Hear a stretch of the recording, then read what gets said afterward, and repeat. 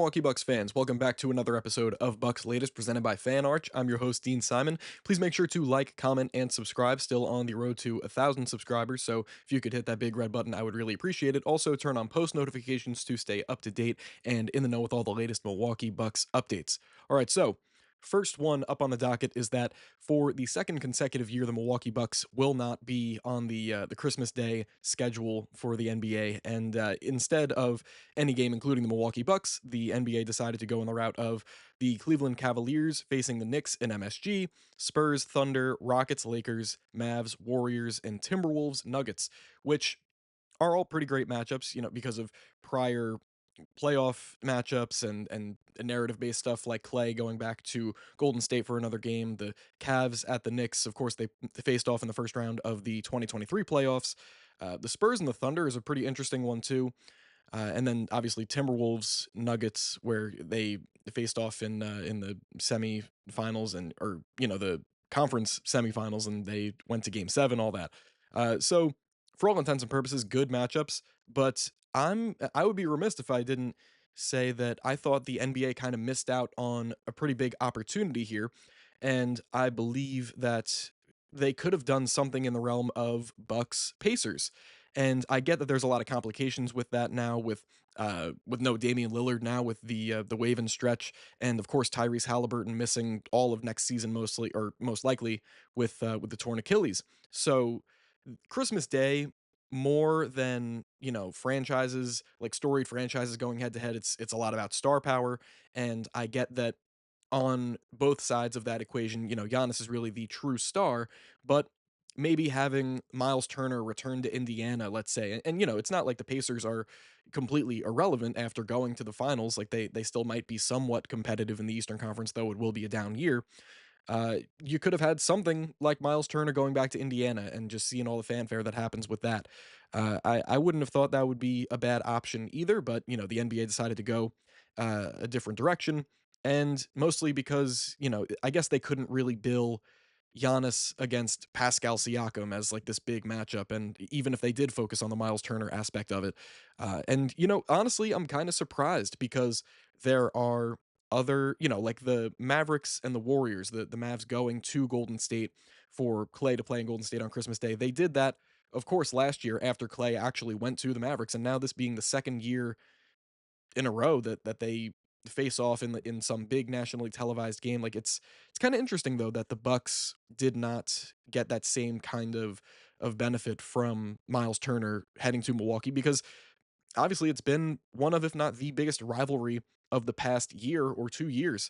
The Bucks and the Pacers, of course, the NBA Cup games and Giannis's 64-point game and the game ball controversy afterwards. They've been butting heads for years now, and of course, multiple playoff matchups. It would have made sense for both of these teams to match up in the regular season on Christmas Day, but I guess I can't really offer any kind of alternative other than the 5 games that they offered for their actual Christmas Day slate. It's not a bad one, but you would have liked to see Bucks Pacers in my opinion. There would have been fireworks of some kind even without Halliburton, just because of Myles Turner, and that's really the gist of what I'm getting at here. Myles Turner returning to Indy should have been a Christmas Day matchup. Moving forward, Cole Anthony, he spoke on joining the Milwaukee Bucks after being traded from the Orlando Magic, bought out by the Memphis Grizzlies, and he is looking to compete for a title, flat out. And he told Orlando Sentinel's Jason Beatty that, and I quote, "I look at it as a great opportunity to enter another team where they have a playoff pedigree and a championship pedigree. They've won a chip there. I just want to get in there, contribute, and do whatever I can for the team. I want to be a part of winning." So we all know Cole Anthony's skill set is that he's going to come off the bench and offer instant offense, instant shot making, and off the dribble creation of some kind. But the most underrated aspect of Cole Anthony, not just his game but as a person, is that he is an incredibly personable player. He was a fan favorite in Orlando. He really got to become familiar with the community and the fans. Like they absolutely adored Cole Anthony, and after he would have a big game, he would, in his post game interview or press conference, he would really make it a point to thank the fans for coming out, and he became the Orlando Magic's darling of some form.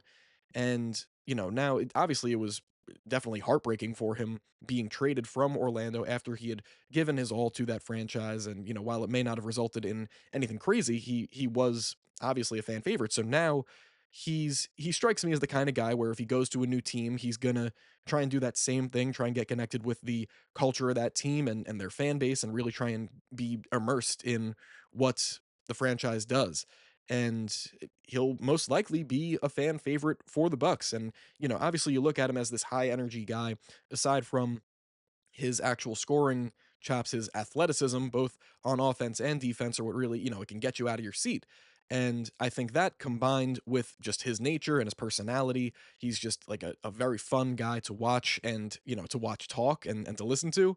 I think it's going to end up being, he's going to have a pretty positive effect on this Bucks bench rotation. And I'm really looking forward to it going into next year because he, you feel like I feel like you don't really get as many personalities as him coming through the door for the Milwaukee Bucks in recent years. Of course, guys are a little bit more outspoken. Like always, Giannis is in the news for more often like what he says rather than what he does. And Bobby Portis is the same kind of guy. And Myles Turner coming in too. He's very fun as well. Like the whole thing of him playing with Legos and all that. He's definitely an off court personality too. But Cole Anthony, I feel like, is going to just take that to another level, and there's going to be a level of fun that he just adds to the game and adds to the team. So I think his acquisition is going to be great for just from a team culture perspective. He's going to be a great get from that front. Moving forward, we talked about Myles Turner a little bit and how he can positively affect this team from both an on and off court perspective. But ESPN's Brian Windhorst recently came out with an idea, a little concept that Myles Turner's acquisition by the Milwaukee Bucks was kind of a smokescreen, and he called it a hedge. And actually, Fansided's William Moxon, he took this Brian Windhorst quote and he wrote a whole article about it. And he said that ESPN analyst Brian Windhorst believes the Milwaukee Bucks are using Myles Turner as a hedge with the possibility of them flipping the center for valuable assets. In what is a ridiculous suggestion, Windhorst spoke on the Hoop Collective, his podcast, calling the move an elaborate hedge with what Giannis Antetokounmpo wants to do.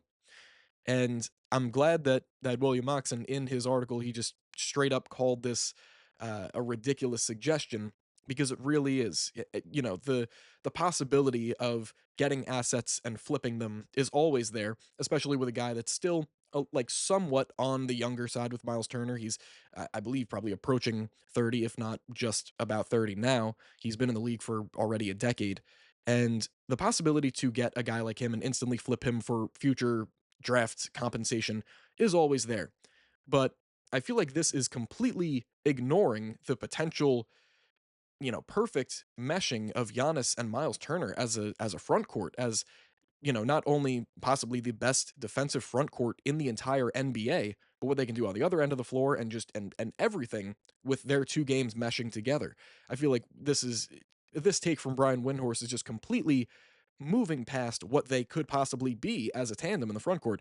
And I don't see this as a smoke screen that like, oh, they're just going to get Myles Turner and then flip him for future assets. That's just that's not what's going to happen here, or at least if it did, if John Horst decided that Myles Turner doesn't fit, maybe by like the trade deadline or something, or maybe the trade deadline of next year, and he's like, oh well, we can just completely reset. It's that alternative is not what Giannis wants to do. Giannis doesn't want to rebuild. So I feel like this is all just it doesn't really make much sense to me because why would it make more sense to, after acquiring Myles Turner, you just instantly trade him and get, you just prepare for the future instead of keeping a guy that just went to the finals as the highest impact defender on an NBA finals team arguably. And obviously he has a lot of playoff experience and he's just an experienced player in general. He's a veteran now, 10-year vet. Why would you just instantly move him? That's not what Giannis wants to do. So I feel like Brian Windhorst coming out and saying, "Oh well, this is an elaborate hedge with what Giannis wants to do." He doesn't want to rebuild. He wants to compete year in and year out for a title. So I feel like this is just kind of I don't really understand the thought process here from Brian Windhorst. But we're gonna move past that. Anyways, the last thing up on the docket is Clutch Points Caleb Nixon came out and he suggested that the Milwaukee Bucks should maybe target Kentavious Caldwell-Pope on the trade market. Of course, he was traded from the Magic with Cole Anthony, and now he's still on the Memphis Grizzlies, and he may be looking to go somewhere else to try and compete for a title. And his contract, of course, is the big thing with him. Of course, coming off of a down year from a three-point shooting perspective, from a defensive perspective, it seems as though Kentavious Caldwell-Pope just took a huge step back in terms of everything. But he's still a valuable vet that when he's at his best, he is contributing as well as anybody, for a championship contending team. And I think it would be a pretty great move to get the caliber of player that he is, but just for the price tag is what I'm thinking of. Of course, Nixon, he wrote that Caldwell Pope thrives in a system with space and a player attracting double teams. Nikola Jokic, like Antetokounmpo, is one of those few players who consistently demands multiple defenders. Of course, Giannis would then take that role, barreling into defenders, kicking out to KCP in the corner for threes. That's where he thrives, and of course on the defensive end he's become one of the most reliable perimeter defenders from a guy that's 32 years old plus in the NBA. And he is a gamer. He is a guy that regardless of where he lands or which contender he lands on, he's going to make valuable contributions.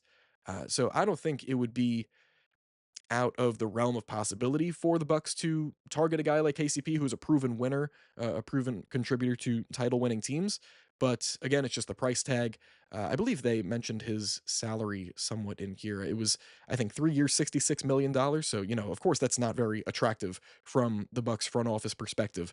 But if you could somehow figure out a way to procure KCP, I don't think that would be a negative at all. But anyways, that will be it for me today. Thank you very much for watching another episode of Bucks Latest presented by FanArch. Again, I've been Dean Simon. Make sure to like, comment, subscribe, and turn on those post notifications to stay up to date and in the know with all the latest Milwaukee Bucks updates. All right, I will see you guys in the next one. Go Bucks.